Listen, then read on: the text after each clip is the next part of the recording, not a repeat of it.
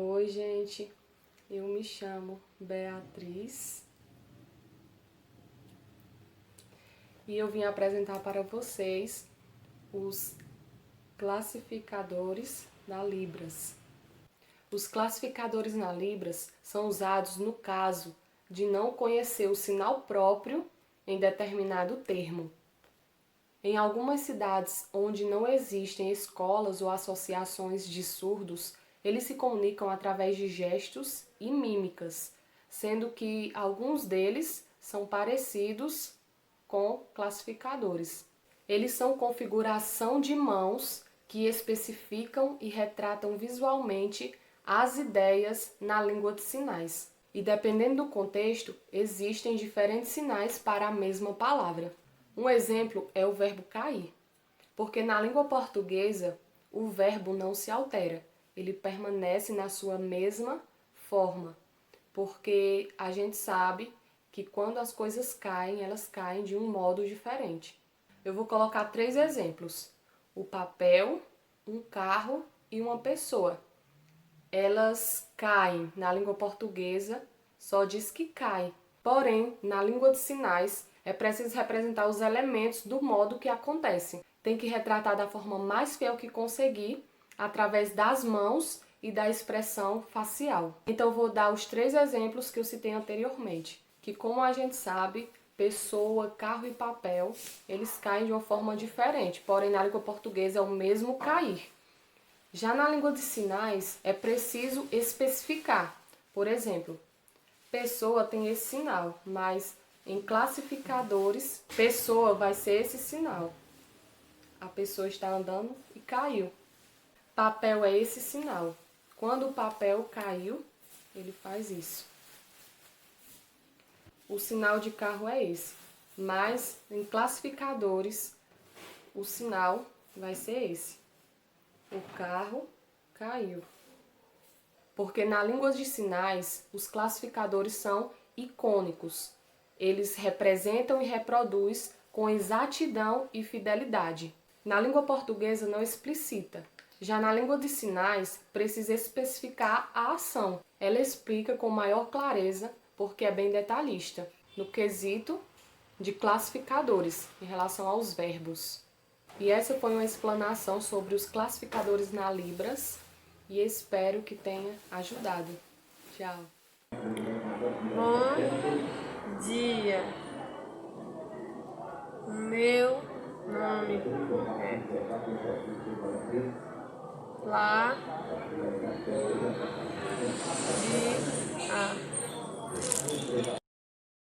Bom, a língua de sinais é uma modalidade gesto-visual, né, que utiliza elementos gramatical tridimensional de espaço e comunicação.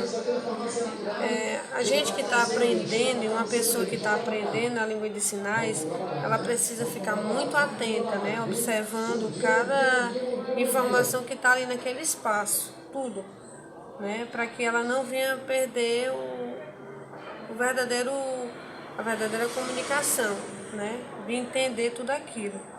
A perspectiva da emissão da mensagem, né, precisa aprender no inverso, né? Por exemplo, ela vai vendo, observando tudo que está acontecendo, vendo vídeo, vendo coisas, né? Para que ela possa aperfeiçoar e aprender cada vez mais, né?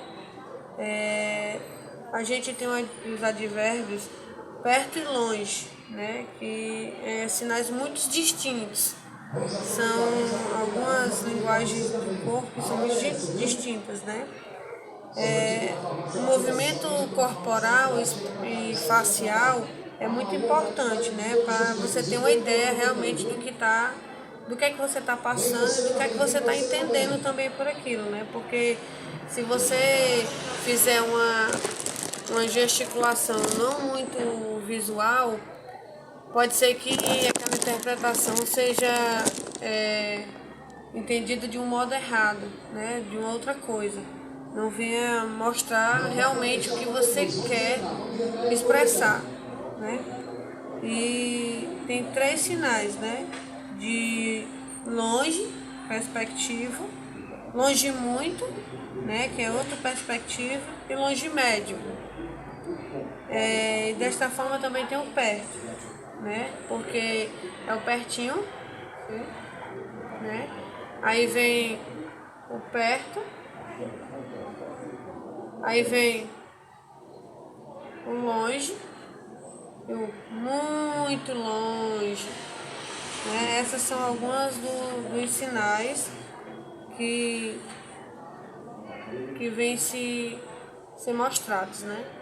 E aquele bem pertinho também tem assim, né? Batendo os 2 polegares assim. Então eu espero que eu possa ter passado da maneira correta para que possa ter sido entendido. E é isso. Tchau! Oi, meu nome Lorena. Vou falar sobre os aspectos linguísticos. Os aspectos linguísticos existem a iconicidade e a arbitrariedade. A modalidade gestual visual espacial pela qual a Libras é produzido é percebida pelos surdos, leva muitas vezes as pessoas a pensar que todos os sinais são um desenho no ar, a quais eles representam. A grande maioria dos sinais de Libras são arbitrários, não mantendo relação de semelhança algum com seu referente. Mas alguns são icônicos. Os sinais são chamados de icônicos quando, por exemplo, uma foto é icônica porque reproduz a imagem do referente, né, do objeto. Isto é, a pessoa, coisa ou fotografia. Exemplo. O surdo vai falar telefone, tipo assim, liga pra mim, faz assim. Então a imagem de uma borboleta.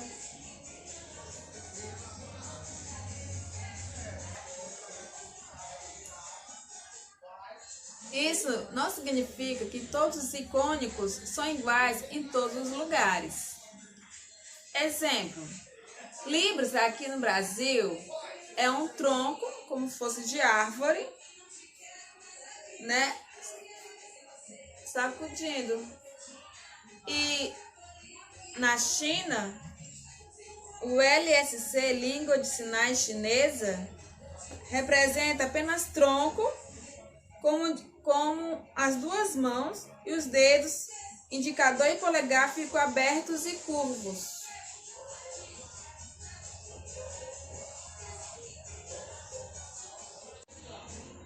Já os sinais arbitrários são aqueles que não mantêm nenhuma semelhança com o dado da realidade que representam. Uma das propriedades básicas de uma língua é a arbitrariedade existente. Durante muito tempo, afirmou-se que a língua de sinais não eram línguas por serem icônicas, não representando, portanto, conceitos abstratos. Mas isto não é verdade.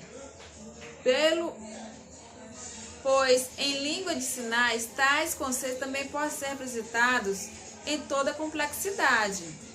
Exemplos. Conversar. Oi, meu nome é Loren. Eu vou apresentar aqui advérbios de tempo. Na Libras não há marca de tempo nas formas verbais. É como se nas frases muitos verbos ficassem no infinitivo, através de advérbios de tempo que indicam se a ação está ocorrendo no presente, agora ou hoje, ocorreu no passado, ontem, anteontem, ou irá acontecer, ocorrer no futuro, amanhã.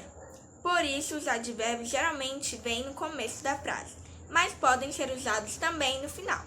Geralmente, a frase no presente não é marcada, ou seja, não há nenhuma especificação temporal. Já para a frase no passado, pode-se utilizar o sinal passado ou já. E para a frase futuro, pode-se utilizar o sinal futuro. Eu vou fazer os sinais do presente, do passado e do futuro. Hoje, agora, ontem, anteontem, amanhã. Passado, futuro e já. Na Libra, há 2 sinais para se referir à hora. Um para se referir ao horário cronológico e outro para a duração.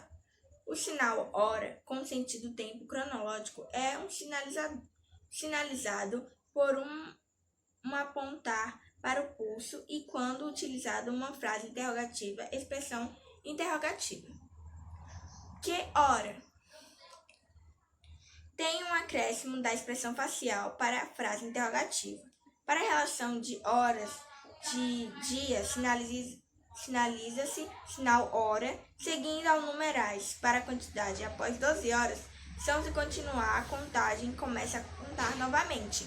1 hora, 2 horas, 3 horas, e acrescentando o sinal de tarde.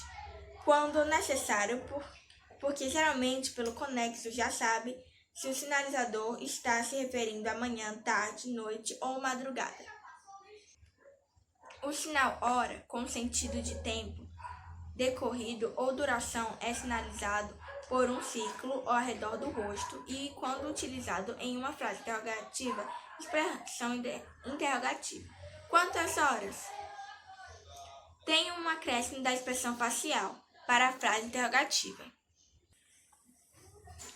Esse sinal está sempre relacionado ao tempo gasto para se realizar alguma atividade. A esse sinal pode-se incorporar os quantificadores 2, 3 e 4, mas a partir da 5ª ordem já não é mais essa incorporação.